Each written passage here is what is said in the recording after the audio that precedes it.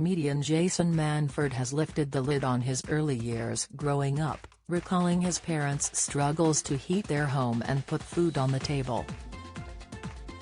Family holidays and even school uniforms were an impossibility without help from charities. And before his big break in 2007 with a small role in sitcom Ideal, the aspiring comedian picked up odd jobs where he could and gave back to his parents from the little he had.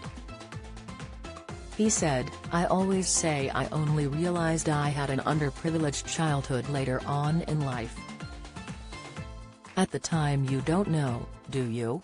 You have nothing to compare it to. My parents did a great job of bringing us all up, and there was a lot of laughter in the house, but we had charities help us out sometimes. The Lord Mayor's Fund helped us with school uniforms. Our only holiday in my childhood was paid for by the same charity. But also, we got by with the kindness of family and friends and neighbors. All the kids were out together hanging around, playing games, messing around. We were just there for each other." His experiences have inspired his passion to give back to communities through charity work.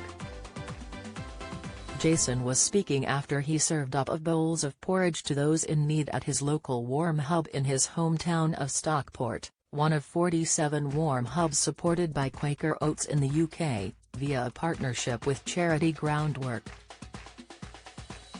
In the last year, demand for warm hubs, local, free facilities offering somewhere warm for people to go and enjoy a hot meal or drink, and food banks is currently at a record high, with 19% of people having used a food bank or food donation point this year.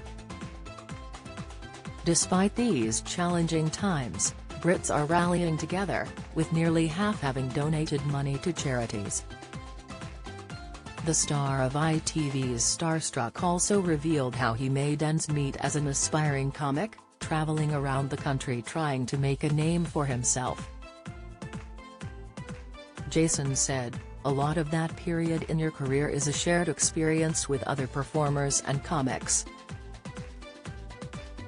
A lot of the journeys were shared, petrol was divided up, you would play gigs that provided a meal and a drink, so you didn't have to spend money. Those gigs for a long time were unpaid, you did it for the experience and to make headway with certain promoters. I would be doing my day job and then jump in a car, or train, to get to a gig in the evening. So, you sort of look back on it fondly cause that's the way our brains work, but it was a struggle at times." Jason, who has partnered with Quaker Oats for its Share the Warmth campaign, was also surprised by how welcoming the warm hub was, despite it being something set up, in theory, for people struggling. He said, "Anybody's welcome. Obviously, it is for people who are struggling, but lots of people are struggling in different ways. Some people are struggling financially and literally can't afford to heat their house, so they need to go somewhere warm and have porridge and a cup of tea. But some people are struggling mentally and haven't seen or spoken to another human for a few days. Nobody's checking your bank balance to see if you're poor enough to use it. If you feel like you need it, then go along. If you've got a few hours where you think you could get out of the house and seeing somebody different other than these four walls, then it's definitely the place for everybody." People can pick up a promotional pack of Quaker Oats to donate a warm breakfast to someone in need, in supermarkets now. The Porridge Oats brand is also donating up to 2.5 million warm breakfasts through charity partnerships with Magic Breakfast and Fair Share.